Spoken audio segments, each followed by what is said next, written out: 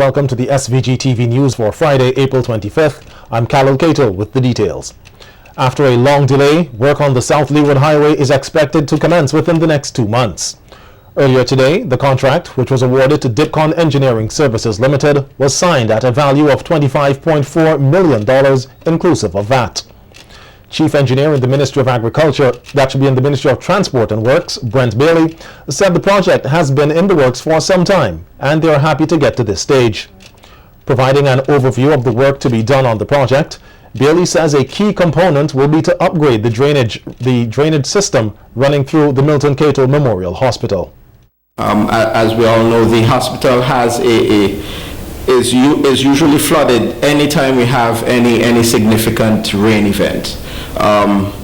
In December 2013, we had a 100-year rain event which flooded out the hospital, and it is, even though we had plans to upgrade it based on the last event, the works that we have planned for that area, I think it needs further improvement, because with the new parameters, rainfall parameters that we have faced, and we have to look at building our structures, especially where the hospital is concerned, bigger, stronger, more resilient, so that we can avoid, future events avoid the events of 2013 and moving forward. He further states that there will be significant improvements to the highway, both in width and protection, and is appealing to the public for cooperation when the actual work commences. Difficult for the government to, in these times, these hard economic times, to be spending $25 million and not get a product that will meet the deliverables, 5 years, 10 years of good wearing surface, going forward in the future. Meanwhile, Director of Dipcon Engineering Services Limited, Ian Singh, says his company is grateful to be awarded the contract and they will endeavor to build a solid, first-class highway that will be able to withstand the test of time. We will be considerate and act responsibly in our programming and execution. We'll try our best to reduce the inconveniences, but at the same time we have to complete the road in the quickest possible time. Although we have the right of work, a lot of the program that we will do and execution will take in consideration the traffic flow and the commuters. So once again, I would like to thank the technical staff in the Ministry of Works, the Minister, the Tenders Board, and the Cabinet for their due diligence and transparency in choosing the best proposal for the project. And we will do our utmost best and stick to our responsibilities to complete and have a successful project. Minister of Transport and Works, Senator Julian Francis, made it clear that Dipcon Engineering Services Limited won the contract fairly with an open and competitive tender. He came in at a price of 21.95 million, and I believe we had tenders as high as 30 million. So 39. One was that way out. We had an idea of what it was going to cost, and the consultants, DLN, they did the assessment and so on, and they recommend, and CDB, who's the financier of this project, accepted the recommendation of the assessment, and Mr. Singh and his company won this competitive tender fairly and squarely. A lot of responsibility lies on him, because he got it, because he became the lowest tender. So, if you under tender, then you got to take the bus if the job is to be done. And I think we have to understand that. The Transport and Works Minister also used the opportunity to appeal for public support during the construction phase of the project, which is expected to last for 21 months. He outlined that vehicular traffic will be affected. However, they will be putting measures in place to minimize the inconvenience, and that a community liaison officer will be on project to work with the various communities to indicate what the disruptions will be. When this work starts, if you're accustomed leaving home at 7 o'clock to get to work for 8, please leave home at 6 o'clock. Let's program ourselves. I had to talk to the people on the Windward Highway the same way when we were doing over the Windward Highway in the initial stages, because then minister. But Vincent Beach has a popular saying. He says you cannot get omelette or scrambled eggs unless you break the egg. You can't fix the road unless you mash it up. You have to dig it up, you have to inconvenience people, then you'll get a good road. So I'm asking the people to be understanding and cooperative, and the implementers, Mr. Singh, Chief Engineer Al, to make sure that we try to facilitate the traveling public. 13 years ago, this country had a vehicular population close to 8,000. Today, we have a vehicular population of over 25,000. It makes a significant difference on the same road network. God was so good to us, He gave us a lot of soil, but unfortunately He heaped it up. He didn't spread it out flat, where we can have nice highways being built easily. So it's not easy to improve the road network. We have to try and live with the road network. It's too costly now to go into the hills, to excavate hills, to make roads.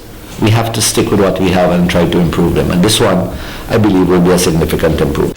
Lawyer and former politician Stanley John has been admitted to the cadre of Queen's Counsels to the Inner Bar and will now be referred to as Stanley John QC.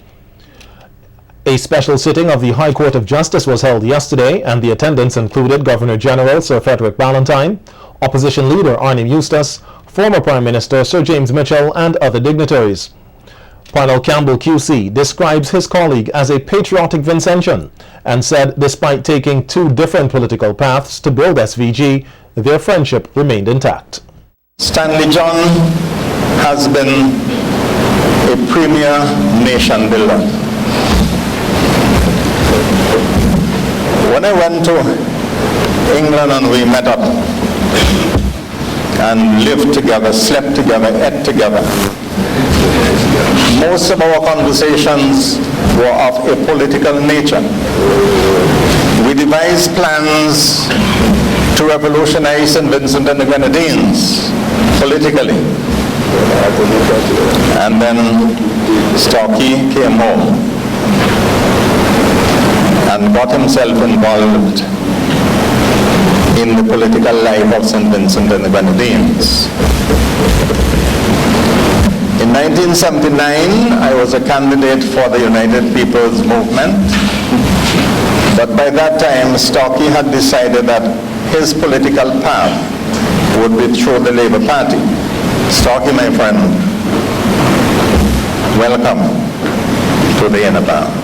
Son of Stanley John QC, lawyer Akin John spoke of his father's commitment and dedication to his profession as he recounted childhood memories of his father's countless sleepless nights doing his job. The journey that my father embarked on and his achievements up to this date are a reflection of the vision of his late father, Carlton John, and also of his grandmother, Miriam. I remember the late nights at his office, early mornings in the study, a lot of reading, a lot of books. He did then, as he does now, nothing half-heartedly, nor without absolute commitment. It was extremely inspirational for me, my Lord, and served as a catalyst for my own perspectives on self-fulfillment. Meanwhile, lawyer and former president of the SVG Bar Association, Nicole Sylvester, said that much is to be appreciated from the contribution made by Stanley John QC. She added that his meticulous approach to his work has helped him to make a name for himself in the profession. My learned senior brings a wide breadth to the practice of the law. He is not myopic in his approach and outlook to the law. He has the ability to think outside of the box when addressing legal issues. And Malok, I dare say, even creating some measure of intrigue and interest as he attempts to chart new waters. At the well-packed sitting of the High Court of Justice, 11 of John's colleagues spoke on his behalf and unanimously agreed that he is a man of dignity. Remarks were heard from Queen's Counsel's Bertram Comijong, Carlisle Duggan, and Andrew Cummings. Also Rene Batiste, Ronald Jack, K. Bacchus Brown, Randolph Howard, and Dr. Linton Lewis. In his response, John said he was overwhelmed by the show of support at such a momentous point in his life. You have all played at some point in time an important role or have impacted my life in some significant way, from my childhood, my days at school, in the course of my sojourn in public affairs, in politics, and also in the profession. And to see each and every one of you here today, taking the time off to come and to identify with this event is in my mind further indication of your approbation for my earnest efforts over the years in the course of my professional life. Thank you all for being here. Lawyer Parnell Campbell QC has thanked his family, colleagues, and well-wishers for their support during his time of sickness. The host of the popular The Law and You program on SVG-TV spoke at the admission of his colleague Stanley John to the inner bar and used the opportunity to praise the support ushered to him. I wish to thank Your Lordship, all my colleagues at the bar, relatives and friends abroad, for the very kind sentiments they expressed through my daughter, Mandela, and other members of my family, and the many inquiries they made for my welfare. I also wish to thank my colleagues, especially those with whom I have matters in litigation, for their patience, forbearance, and for agreeing to let some matters stand down until I should return to practice. Campbell QC outlined that viewers of his program, which airs on Mondays from 9 p.m., will have to endure viewing some of his past programs until he's given the okay to return to work.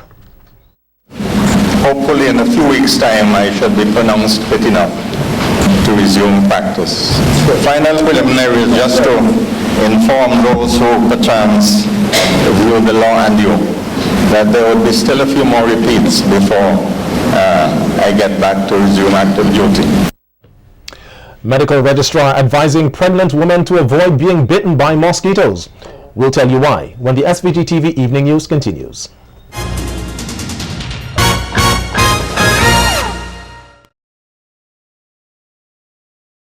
Welcome back.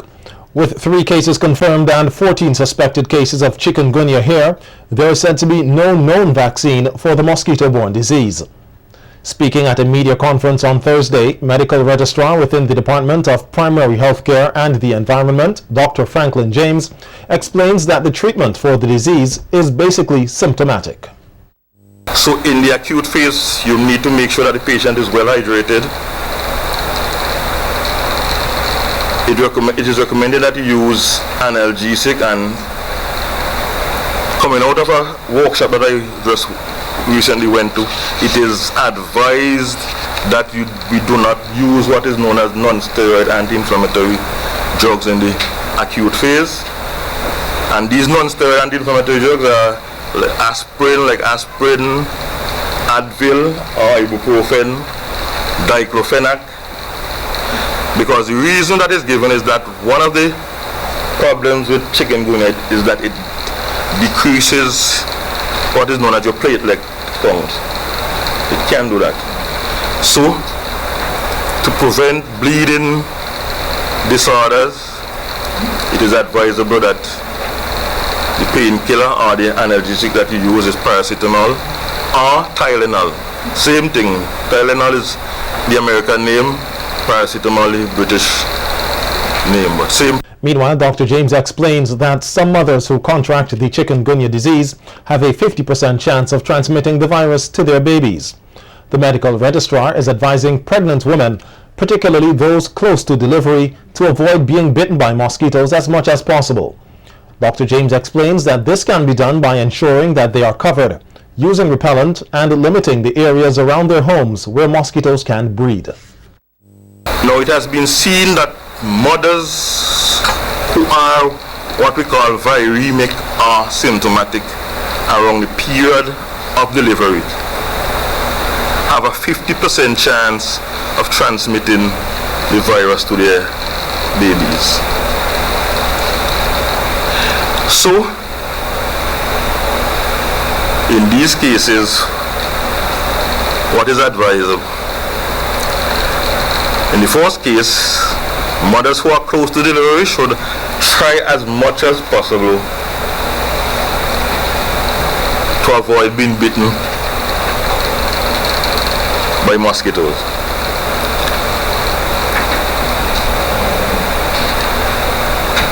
It is also suggested that the obstetricians may have to take measures to try to delay delivery, if that is possible. Control of the Aedes aegypti mosquito, which transmits the chikungunya virus to humans, is said to be the responsibility of all citizens in St. Vincent and the Grenadines. Danville Tony, Senior Environmental Health Officer within the Department of Primary Health Care and the Environment, says the mosquitoes are likely to live around the household, and householders must play a pivotal role in source reduction and the control of the disease. A lot of times we find people with drums, tires, garbage receptacles, abandoned vehicles. All of these things contribute to the breeding of the Aedes aegypti mosquito. So we, from the ministry and from the ministry standpoint, we are going to obviously increase our surveillance within the communities, the various communities, especially on Beckway, and also we'll be paying close attention to what happens here on the mainland as well. But I should put it this way, all of us, it is important, I must stress this, all of us must play a role in controlling the vector. All of us are at risk, and all of us must play our part in controlling the vector, the Aedes mosquitoes. Tony says in addition to the Grenadine Islands, there are a number of hotspot areas on the mainland with a higher mosquito breeding index. And what we tend to do, the ministry, is to zoom in on those hotspots, and our approach most of the time would be to take all of our vector control officers are aware of the hotspots, and given the situation as it is now, we are going to zoom in even more in the hotspot areas. What are those hotspots? From the top of my head, we have areas like Clare Valley, Georgetown, and I think Kalakwa. Redemption Shop is also another one. So those are the hotspot areas that tend to have issues. But generally, persons, if they're not storing water properly, create an issue with mosquito breeding. Institution strengthening and the capacity for organization building are two main objectives for the first in a series of farmers training which officially started on Thursday in Bayabu. Representative of the Taiwan mission, Chin Lee, says the aim of the training program is to strengthen farmers' groups in SVG and to improve their cultivation techniques. This year we are preparing the project proposal. A lot of paperwork we prepared with the Ministry of Agriculture. Also have discussion with the cooperative division. We expect, but not anticipate, we expect the project will start from coming January. The project duration will be 4 years. I will not mention the importance of farmer cooperative or farmer groups. We are going to work with you to start. Lee said, while acknowledging that the farmers here face a lot of challenges, these will get more difficult if they don't come together. Your land scale not enough, your personal resources not enough. So we hope, not hope, should be, everyone come together as a group. Then use this group or cooperative as farmer school. We know farmers need a lot of training. You need a lot of knowledge and technique. Not just say you have a land, you plant something in the land, then say you are a farmer. No, we hope the image of farmer will change gradually. Farmer has a lot of knowledge for health, because what you grow is to feed the people. So the safety of the crops, all you produce, is important to the people's health in the country. A new date has been given for the delivery of laptops under the One Laptop Per Child initiative for students at secondary and tertiary educational institutions here. At Wednesday's media conference, Prime Minister Dr. Ralph Gonsalves says the laptops are now on their way from China and will take approximately 8 weeks to get here. Dr. Gonsalves says as a result, the new arrival date for the laptops is May 30th. All the arrangements appropriate for the distribution are being made. Hopefully, we will have these rolled out to the respective students in the period in June. So that again, that's a $5 million US, $13.5 million EC program, which is being rolled out quite well.